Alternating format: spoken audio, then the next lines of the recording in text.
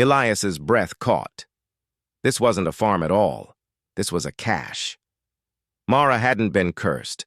She had been guarding something too valuable for ordinary hands.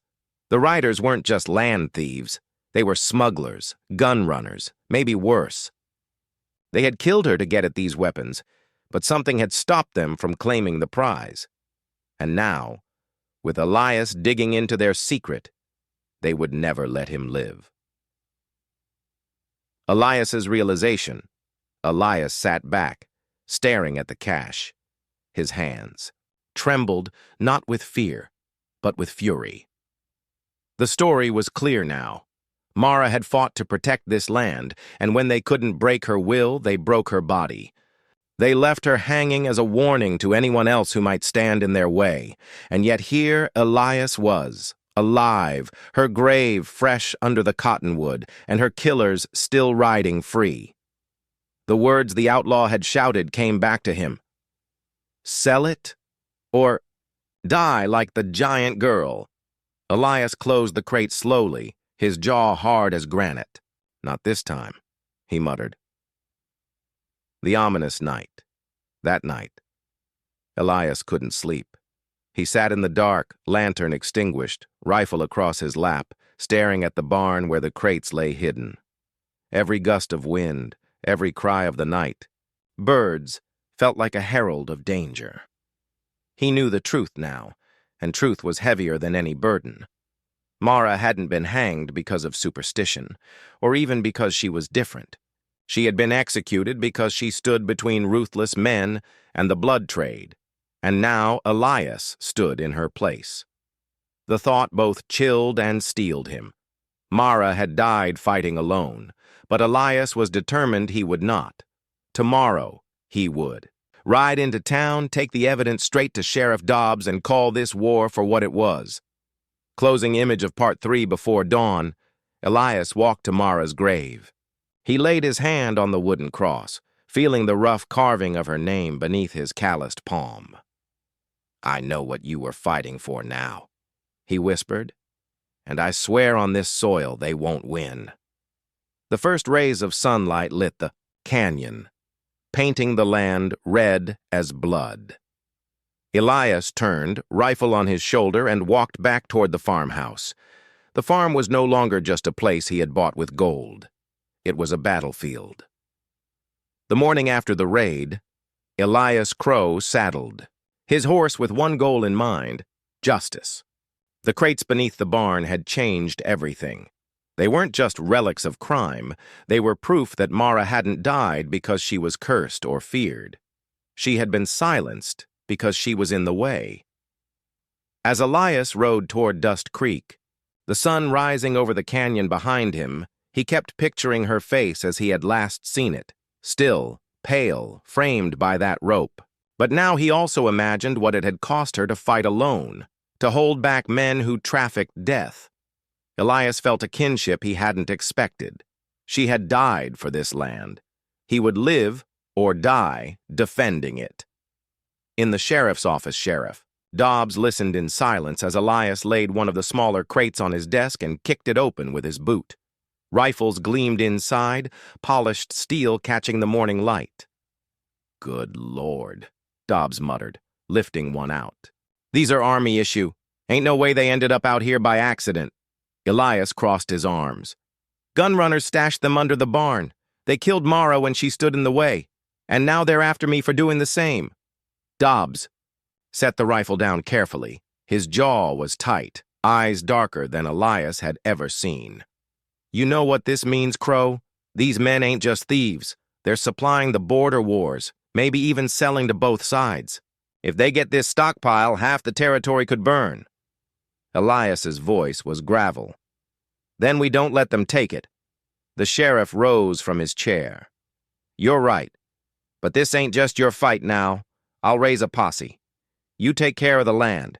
We'll be there before nightfall. Gathering the posse by midday, word had spread through Dust Creek. The outlaws who killed Mara were the same men who'd been poisoning the region with stolen rifles.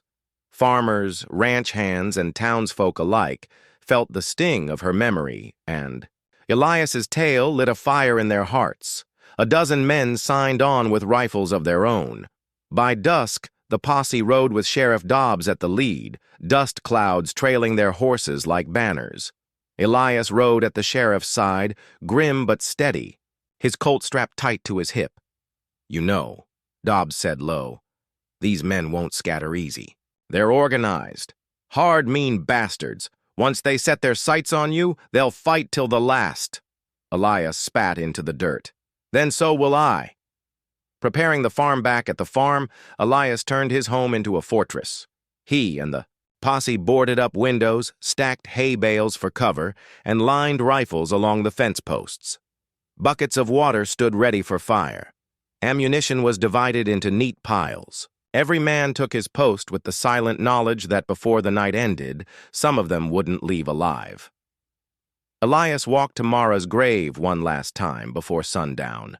The cottonwood tree rustled in the wind, its leaves whispering like voices of the past. "They're coming again," he said softly, "but you won't face them alone this time." He touched the wooden cross and returned to the line.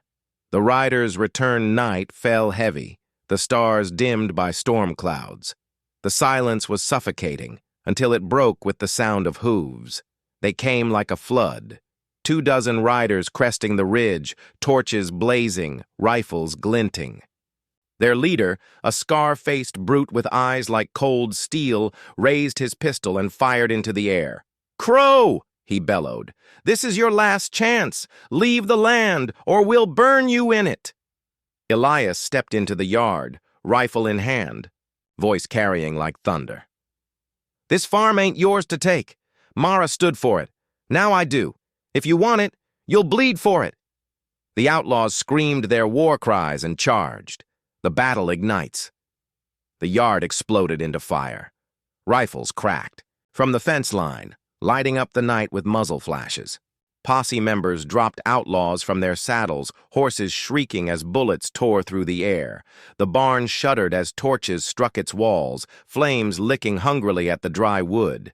Elias shot one rider square in the chest, dropped to reload, then pivoted to fire again. Dust, smoke, and screams filled the night. Men fought tooth and nail across the corral. Pistols roared at close range, knives flashed in the chaos. Elias swung the butt of his rifle into a rider's skull, sending him tumbling into the trough. He snatched the outlaw's revolver and fired point blank into another's chest. Everywhere, men fell. The ground was littered with bodies, and still. The outlaws came, their greed and rage driving them forward. Duel with the leader. At the height of the fight, the scar-faced leader dismounted and stalked toward Elias, revolver gleaming. "You think you're different from her?" he snarled.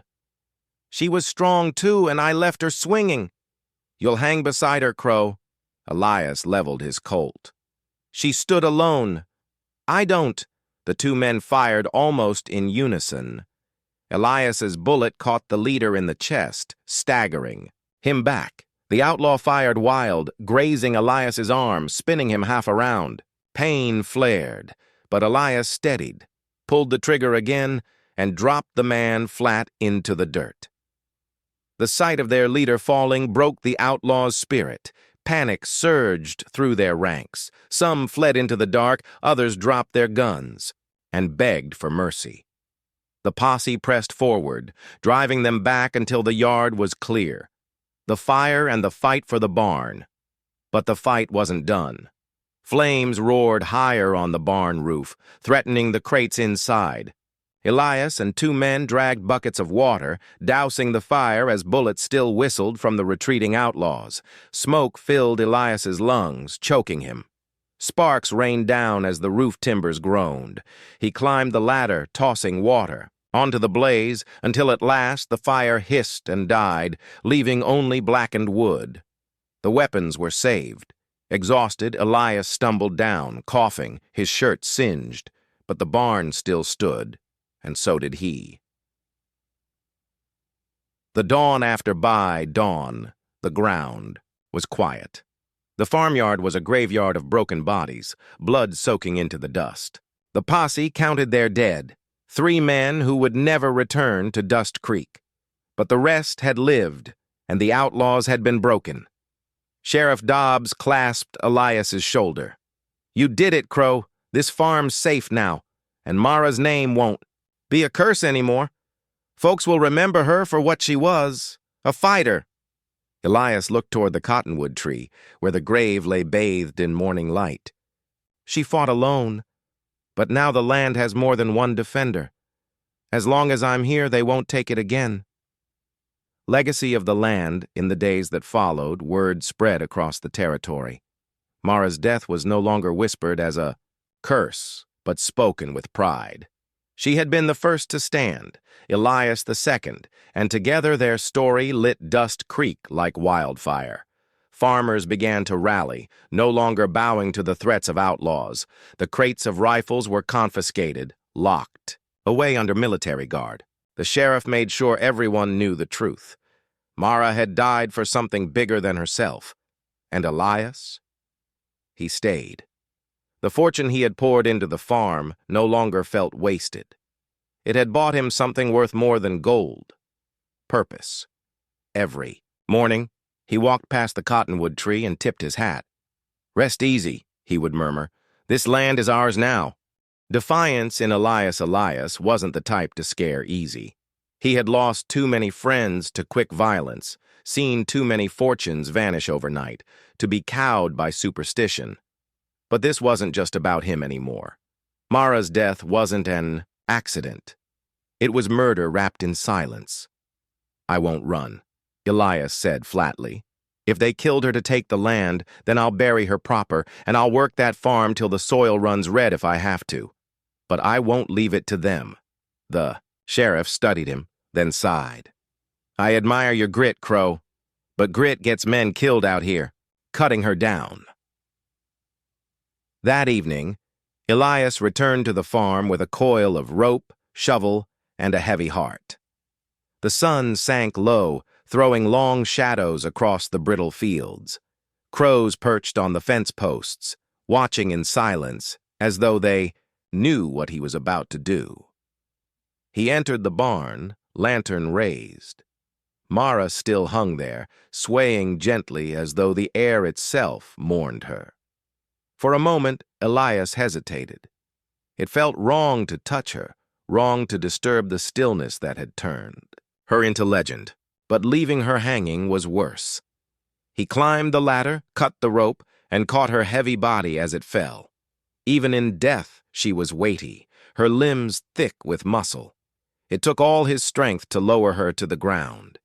He laid her gently across a sheet of canvas and carried her out beneath the open sky.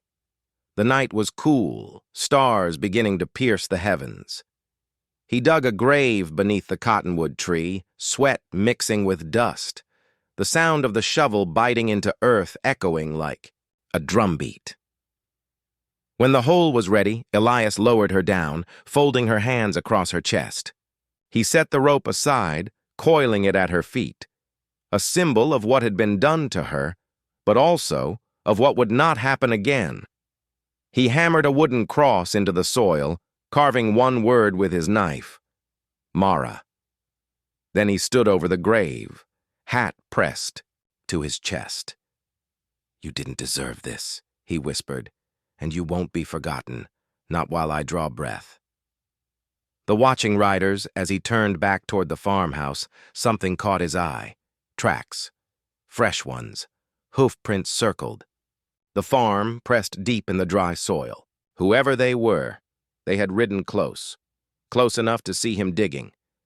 And then, they had turned back into the hills. The realization burned in his gut. He wasn't alone. He hadn't been alone since he set foot on this land. They had been watching him.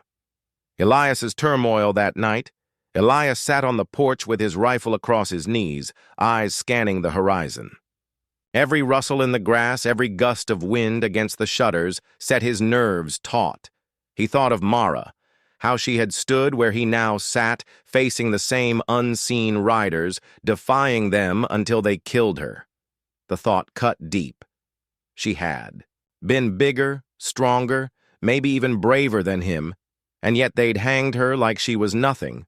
But Elias Crow was no stranger to defiance. He hadn't survived cattle trails, gold rush towns, and gunfights by backing down. If Mara had stood for the land, then he would too. Foreshadowing the storm, as the moon rose, Elias saw a flicker of movement on the ridge. A rider, silhouetted against the silver light, watching. Then gone. His hand tightened on the rifle, finger, itching against the trigger. They weren't done. They'd killed Mara, left her swinging as a warning. And now, with him digging her grave, they knew they hadn't scared him off. That meant one thing. They would return. And next time, they wouldn't wait for the cover of whispers. They'd bring fire and lead. Closing image of Part 2. Elias sat. Through the night, lantern burning low, rifle steady across his lap. The cottonwood tree stood in the distance, its fresh grave a pale mound of soil under the starlight. He had laid Mara to rest, but with every passing hour he felt the weight of her unfinished fight settling onto his shoulders. The land was more than cursed. It was contested, and Elias Crow had just made himself its defender. Uneasy silence. The days after Mara's burial were thick with silence, the kind of silence that made every creak of the barn and every rustle of wind sound like a threat. Elias Crow worked the farm with his rifle always within reach, his eyes flicking to the ridges every time a crow took flight. He fixed the broken shutters, patched the holes in the roof, and cleared weeds from the fields. Not because the farm demanded it, but because keeping busy was the only way to keep his nerves from fraying. Yet even as he worked, the thought gnawed at him. The riders hadn't gone away. They were circling, waiting. Mara had stood against them and been hanged. He had cut her down and claimed the farm. That alone meant they'd return, and this time it wouldn't be to leave tracks in the dirt. The second night, Elias spotted lanterns flickering on a far hill, then winking out as though swallowed by the dark. The third night, he heard the distant echo of horses, too rhythmic to be wild strays. And on the fourth night, the storm broke. The first shots, it was late. Elias had just finished oiling his Colt when the sharp crack of a rifle split the quiet. The bullet tore into the farmhouse wall inches from his head, spraying wood splinters across the room. Elias ducked, rolled, and snatched his rifle from the corner. The night outside erupted in gunfire, muzzle flashes sparking along the ridgeline. Horses thundered into the yard, their riders shouting, pistols blazing. The farm was under siege. Elias flung himself through the doorway and dove behind the water trough. Bullets clanged against the iron pump, ripping through the wooden posts. He gritted his teeth, shouldered his rifle, and fired into the shadows. One rider yelped and fell from the saddle, his body thudding into the dust. Another horse reared, its rider toppling under the hooves of his comrades, but there were more. Too many. They came from the east and west, circling the house, firing from every angle. Elias fired again, the crack of his rifle swallowed by the thunder of hooves and the rattle of gunfire. "The Taunt farm ain't yours, Crow!" a voice bellowed above the chaos. "Sell it or die like the giant girl." The words hit Elias harder than any bullet. His jaw clenched. They had killed Mara, strung her up in the barn like a butchered hog, and now they meant to do the same to him. The rage burned away his fear, leaving only steel in his chest. He shouted back, his voice raw. "You'll have to kill me first!" Guerrilla warfare on the farm. Elias knew he couldn't outgun them in the open. He sprinted for the barn, bullets chewing at the ground behind him, and dove through the wide doors. Dust exploded around him as slugs tore into the timbers. He crouched behind a hay wagon, Colt in one hand, rifle in the other, ears ringing from the constant barrage. A rider stormed through the doors, pistol raised. Elias didn't hesitate. His Colt barked twice, and the man tumbled from the saddle, crashing into the straw. Another tried to follow, but Elias kicked the wagon hard, sending it rolling into the doorway, blocking the entrance. The rider's horse reared and fled. Smoke filled the barn, the air hot and choking. Elias fired through gaps in the walls, dropping another man near the corral. For every rider that fell, 2 more took his place. They were relentless, determined. The fight stretched on like a fever dream. Shouts, gunshots, the acrid stink of powder, the thunder of hooves circling like wolves. Elias felt time blur. He fired until his rifle clicked empty, then reloaded with shaking hands, his knuckles white. Turning the tide, then came a moment of silence. The gunfire tapered, replaced by the pounding of retreating hooves. Elias crouched, chest heaving, sweat stinging his eyes. Were they gone? No. He stepped cautiously out of the barn, rifle raised. The yard was littered with bodies, horses scattering into the night. But on the ridge, he saw them regrouping, lanterns bobbing as the survivors rode off into the hills. They weren't finished. This had been a test, a warning. And next time, they'd come with more fire. Aftermath in the barn. Elias leaned against the barn wall, rifle heavy in his hands. His ears rang from the gunfire, his shoulder ached from the recoil, and his breath came ragged. But he was alive. The farm still stood, and then he noticed something. The last shots had splintered the barn floorboards, tearing open the wood where Mara had once hung.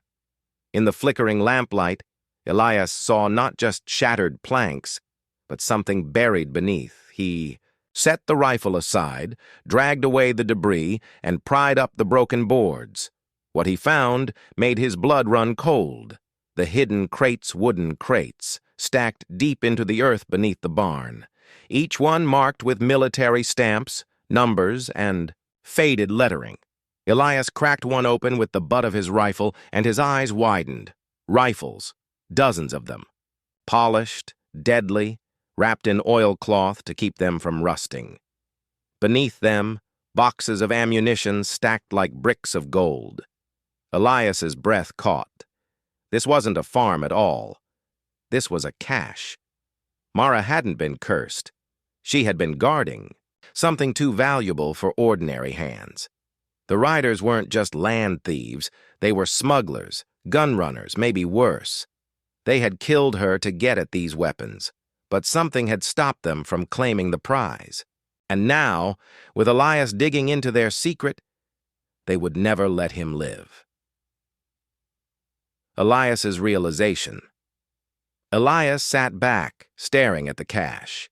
His hands trembled, not with fear, but with fury. The story was clear now. Mara had fought to protect this land, and when they couldn't break her will, they broke her body. They left her hanging as a warning to anyone else who might stand in their way. And yet here Elias was, alive, her grave fresh under the cottonwood, and her killers still riding, free. The Wild West was a place where fortunes shifted like dust in the wind. Some men found gold and drank it away in the saloons. Some gambled it into ruin, and others never tasted success at all. Elias Crow had been different. A man hardened by cattle trails, blistering sun, and nights under endless stars, he had carved out his wealth with grit and luck in the mountains of Colorado. Where others panned empty streams, he had struck a vein that glittered like promise itself. Yet instead of wasting it, Elias dreamed of something that didn't shine: soil, sweat, and roots. That is why, when he rode into the desolate town of Dust Creek with saddlebags heavy with coins, he didn't head for the saloon or the card tables. He went straight to the land office. The purchase of a dream, the farm he wanted, lay at the edge of the canyon, 20 miles out. Once, years ago, it had belonged to the Ketchum family, but their story ended in whispers. Neighbors told of stock that dropped dead overnight, hired men who left without their pay, and the owner vanishing one stormy night as if the earth had swallowed him whole. Folks spit tobacco juice when they mentioned the place, muttering "cursed land" under their breath. The land agent, a thin man with spectacles fogged from the heat, looked surprised when Elias named the farm. "Crow, That parcel's been sitting empty near a decade. No buyer stays interested once they hear the talk. I'm not interested in talk, Elias said, sliding a pouch of gold dust across the counter. Draw up the deed. By sunset, the deal was sealed. Elias Crow, who had trailed cattle across states and risked his neck in mining camps, was now the proud owner of a farm no sane man wanted. Sheriff's warning as. Elias stepped onto the boardwalk. Deed rolled in his hand. Sheriff Dobbs intercepted him. The lawman was broad in the shoulders, weathered in the face, and his badge looked older than the town itself. You just bought yourself misery, Dobbs said flatly. That farm's got history best left buried. Elias gave a humorless chuckle. I'm not a man spooked by stories. Stories? The sheriff leaned close. The last owner's blood ain't even cold in the ground, Crow. He went missing, and the farm turned sour. Folks say it ain't fit for cattle or man. Elias's eyes narrowed. I bought land, Sheriff. Land doesn't kill a man. Maybe, Dobbs said, voice low, but men kill for land. Remember that before you settle in. Elias tipped his hat, ending the conversation. He'd spent too long chasing wealth to turn back now.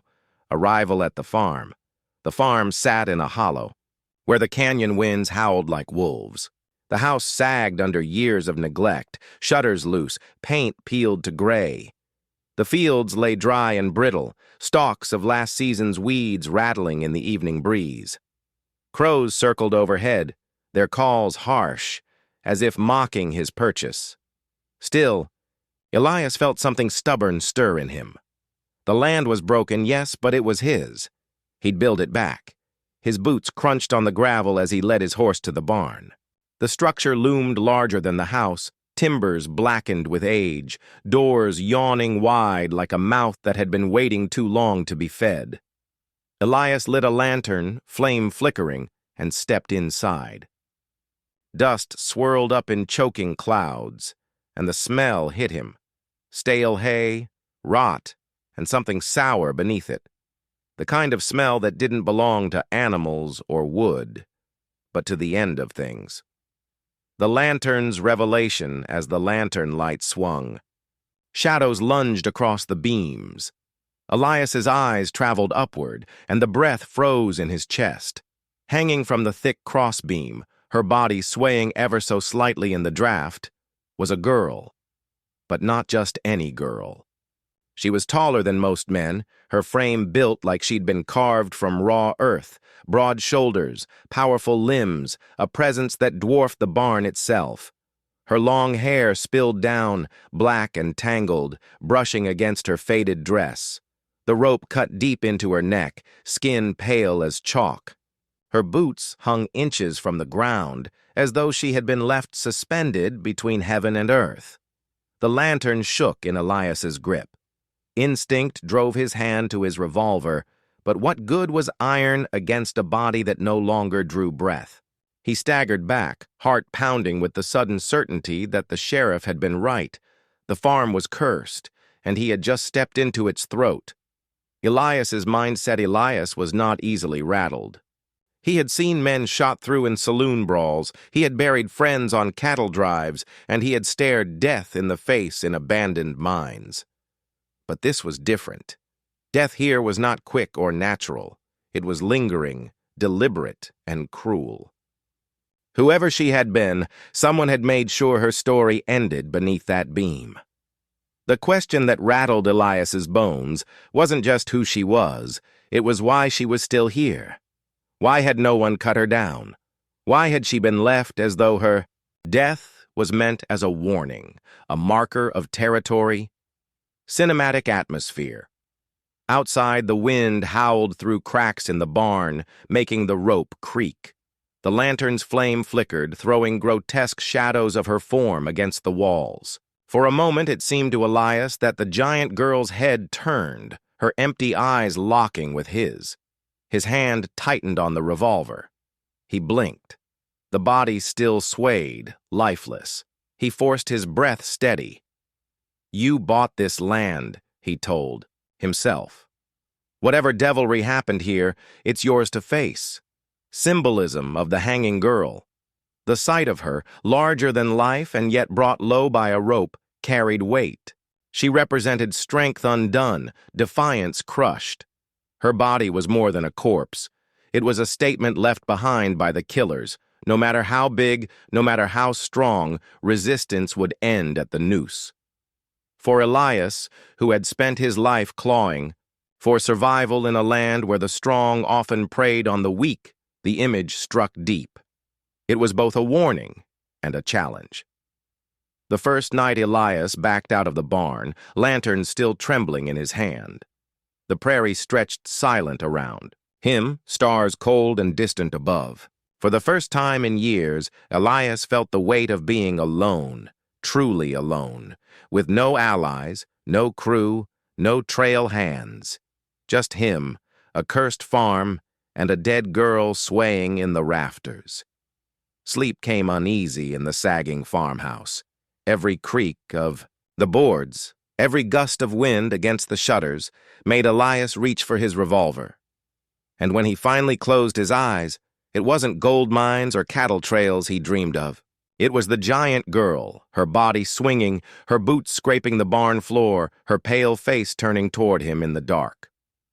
Morning in Dust Creek, the first pale light of dawn painted the desert with strokes of pink and gold, but Elias Crow rode into Dust Creek with the weight of night still clinging to him.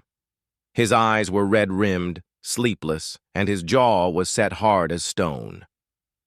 The image of the girl, swaying from the barn beam, boots almost touching the floor, haunted every blink. He tied his horse outside the sheriff's office, boots striking the boards with more force than needed. Men on the porch of the saloon paused mid-whiskey, squinting at him with curiosity. Dust Creek was the kind of town that thrived on gossip, and Elias, arriving at daybreak, after spending his first night on the cursed farm, gave them plenty to chew on. Inside, Sheriff Dobbs looked up from his desk, coffee steaming in his hand, and frowned. His gray hair curled at the temples, and his eyes, sharp and knowing, had seen too much in this town. "You've been to the farm," Dobbs said, without needing to ask. Elias slammed his palm on the desk. "There's a body in my barn, Sheriff, hanging there like a scarecrow. A girl, tall as any man I've seen." The sheriff set down his mug slowly. "Mara," he said at last, his voice low. The story of Mara. The sheriff leaned back, chair creaking. Her name was Mara Lark, born of a Shoshone mother and a trapper father. Folks never could decide whether she belonged to one world or the other, so she belonged to neither. By the time she was grown, she was already near 6 feet tall, strong as a mule. People called her the giant girl, some in awe, others in spite. Elias said nothing. He remembered her lifeless form, her body too large to ignore, her face too pale to forget. Dobbs continued. The Ketchums hired her on when they needed the kind of strength that could lift beams and break wild horses. But she wasn't just muscle. She had grit, too. When the farm fell on hard times, she was the only one still working it. Folks said she could plow fields alone, chop enough wood for 3 men. Some said she was unnatural. "A witch," they whispered. Elias clenched his fist. "A witch? Because she was strong?" "Strength in a woman makes some men uneasy," Dobbs said grimly. "Doesn't take much for whispers to turn to curses." Elias pushes back. Elias leaned across the desk, his voice sharp. "Whispering's one thing, hanging's another. Someone strung her up in that barn, Sheriff. That wasn't her hand at the rope. Who did it?" The sheriff's face tightened, but he didn't answer right away. Instead, he stood, walked to the window, and looked out at the dusty street where a pair of cowboys were hitching horses. "Truth is," Dobbs said slowly, "the Ketchum farm was wanted by men who didn't take no for an answer. Outlaws, land grabbers, gun runners, you name it. Mara stood in their way. Then one night she was found swaying in the rafters and the farm emptied quick as spilled water. No one dared touch her body. They left her there. Elias's blood boiled. Left her to rot as some kind of warning.